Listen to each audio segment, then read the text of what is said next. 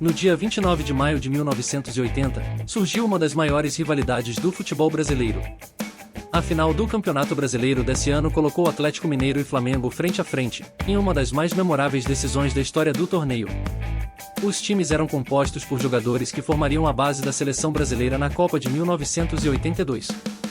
O Atlético Mineiro contava com João Leite, Orlando, Osmar Guarnieri, Luizinho, Jorge Valença, Chicão, Toninho Cerezo e Palinha, Pedrinho, Reinaldo e Éder, sob o comando de Procópio Cardoso. O Flamengo jogava com Raul Plaça, Toninho, Manguito, Marinho e Júnior, Andrade, Paulo César Carpegiani e Zico, Tita, Nunes e Júlio César, treinados por Flávio Coutinho. A final foi disputada em 2 partidas, em sistema de ida e volta, com o Flamengo tendo a vantagem do empate por ter realizado a melhor campanha. No entanto, essa vantagem era questionada, pois os adversários enfrentados por cada time até a final eram diferentes. O Atlético enfrentou adversários mais fortes, enquanto o Flamengo teve um caminho mais tranquilo.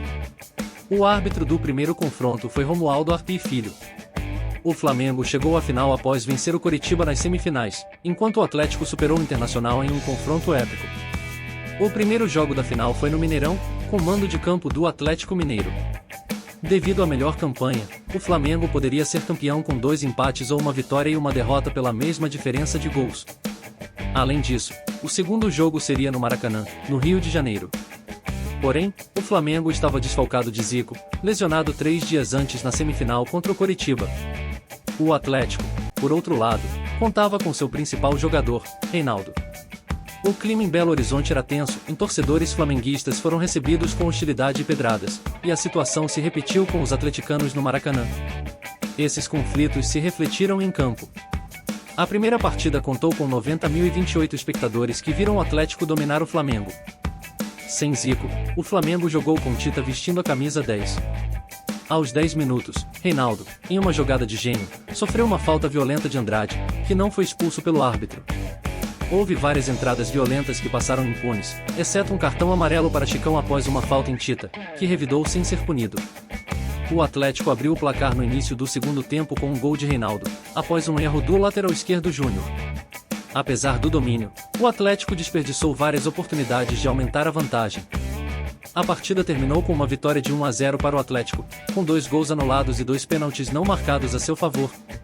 Com essa vitória, o time mineiro precisaria apenas de um empate no Rio para conquistar o bicampeonato. Desde 1980, não há confronto entre Atlético e Flamengo em que a final do Campeonato Brasileiro daquele ano não seja tema, pois além de reunir 2 esquadrões, com vários jogadores que integravam a grande seleção de Tele Santana. O segundo jogo foi em 1º de junho de 1980, no Maracanã, recebeu 154.355 torcedores, num dos maiores públicos da sua história, teve muitas polêmicas relacionadas à arbitragem e que até hoje provocam reclamações dos atleticanos. A geração atleticana de 1977 até 1986 é talvez a maior safra da história do clube, ao lado da incrível geração campeã da década de 50. O time foi impedido de faturar um título nacional por interferência da arbitragem em 1980. Nos outros anos faltou sorte e um pouco de competência em situações variadas, como em 77, 85 e 86. Mesmo assim, foi campeão absoluto em MG faturando o Hexa Mineiro entre 1978 e 1983. Uma hegemonia absoluta que flagelou o Cruzeiro, que se não conquistasse o Mineiro 84 teria sucumbido num possível decacampeonato dos atleticanos. Mas nem tudo são flores, há quem diga que o Atlético Mineiro nos anos 80 é o que há de pior no futebol brasileiro. Um time que queria ganhar jogos na intimidação e na violência. Muitos defendem que a imprensa adora mostrar as reclamações atleticanas contra o Flamengo, mas esquecem da péssima fama de Éder, Palinha, Chicão, João Leite e outros atletas alvinegros. Um fato que ninguém lembra era o de que Palinha deu uma porrada tão forte no Rondinelli no jogo da ida em 1980, que o zagueiro rubro-negro bateu a cabeça na trave e quebrou o maxilar, ficando fora do jogo da volta. Júnior também foi agredido pelos atleticanos. Ninguém foi expulso.